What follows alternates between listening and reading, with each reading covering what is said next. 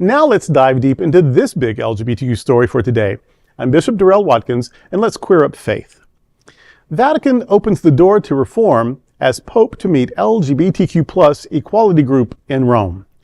In a rare move from the Vatican, Pope Leo the Fourteenth is set to meet with We Are Church International, a reform group pushing for women priests and LGBTQ inclusion in Catholic life. The Vatican announced that members of the group will meet with Pope Leo the Fourteenth and walk through the Holy Gate as part of this year's Holy Year celebrations. This visit comes during the Jubilee of Synodal Teams, scheduled from October the 24th through the 26th. Founded in Rome back in 1996, We Are Church International, or WAC, is now a global coalition. Its work centers on equality for women, for lay members, for married Catholics, and for queer people. Colm Holmes, chair of the group, said, quote, "We are this year celebrating 30 years since our foundation. We are committed to the renewal of the Roman Catholic Church based on the Second Vatican Council and the theological spirit developed therefrom," end quote. The group is expected to not only participate in Vatican events, but also meet face-to-face with Pope Leo. WAC co-founder Christian Weisner told Vatican Radio, quote, "Our patient work over 30 years, during which we have been present in Rome at bishop synods, council commemorations, papal elections, and other events, may have contributed to this. I also see the passage through the holy door as a sign for the church as a whole, to leave mistakes behind and to set out again and again in Christian hope," end quote.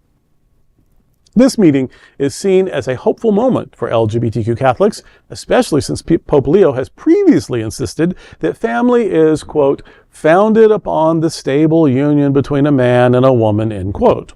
While he has shown skepticism toward reform, he has confirmed that blessings for same-sex couples will remain. For queer Catholics and allies, the October meeting marks an important opportunity, a chance for dialogue at the very heart of the Church. Well, good. Good for them, because here's the thing, I'm of two minds about this sort of thing. Whenever somebody, the Baptists, the Mormons, the Catholics, somebody, the Nazarenes, whenever they do something good, I want to celebrate. Yay, they've seen a little glimmer of light, they're moving in the right direction. But I'm also reluctant to give too much praise anytime you do anything. Like if it's so little, so late, with lots of caveats. And so yes, thank you, and there's so much to do. I am not the sort of person who could wait 30 years. Right. I just don't have that personality. I don't have that sort of patience, but I admire those who do. And so I think the people who do that, if that's all that was happening, not enough change would happen. Also, I think of people like me, who sometimes forget to hold back, that accomplishes a lot, but a lot it can't come. It takes it all. And we learned that in the late 90s with HIV treatment. When we had monotherapies, those didn't last very long. Right. But when we found combination therapies, we turned this virus around, saved lives, changed the face of AIDS. So that's what I learned from that, is that yes, you may prefer this or you may prefer that, but it takes it all to get it done. So I'm not 100% on board with how they do it, but I'm glad they're doing it because their part and our part, we'll keep pushing till things get better and better and better. Well, Bishop Darrell, how do we get you into the Vatican? Well, I've actually been there several times. In fact, the first time I was almost thrown out. Yeah. Oh, how? Well, can I say? Should I say? Yes. Well, so I was worried. I wasn't worried. I thought I had walking shorts. I thought they were long enough. They were not long enough. So I was like attacked. It's like, so I had to lower my walking shorts. So basically I was mooning the Vatican, but my knees weren't showing, so it was fine. So they did let me in. But then I went to the gift shop to get some things, and I found a little font of holy water, and I was just blessing my things because they were gifts. Oh my God, like the green berets that descended on me. They told me to go get in a line, a confessional line, and let a priest do it. I said, I didn't know. I thank you. Anyway, I was finished. And so I took my self-blessed business elsewhere. But it was, I got in trouble the first time. The couple of times I've been since, I behaved more properly, I guess. But yeah, the first time I almost got bounced out of the Vatican. Wow. Well, I totally get what you're saying about little too late. The story. The story. But I kind of see beyond just that. And I see the condition of the world right now, especially for young LGBT folks, if they grow up in some kind of a religion. I think that, these kind of baby steps that these religious organizations take, that for those of us who have been activists for decades and decades, it's like, yeah, thanks for the peanut, I think that in the bigger picture, messages can be sent to young people struggling with their faith. And just the fact that this meeting is happening can help some young people who are struggling with trying to reconcile the church and who they are. Things like this could have a huge impact on where they stand. But I do agree that, a lot more can happen a lot quicker. But I also hate everything is slow. I hate the but. Yeah.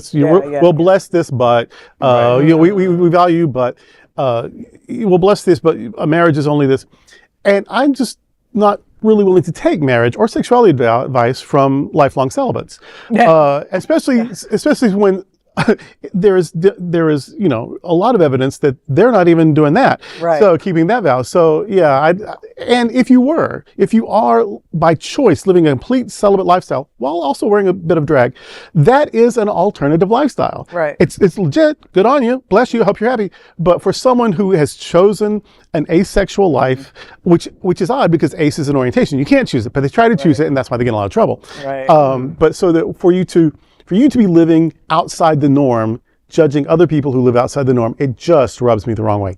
And some of the richest spiritual Christian mysticism comes from the Catholic tradition. So like I said, I'm of two minds. I'm always conflicted. Thank you for doing something.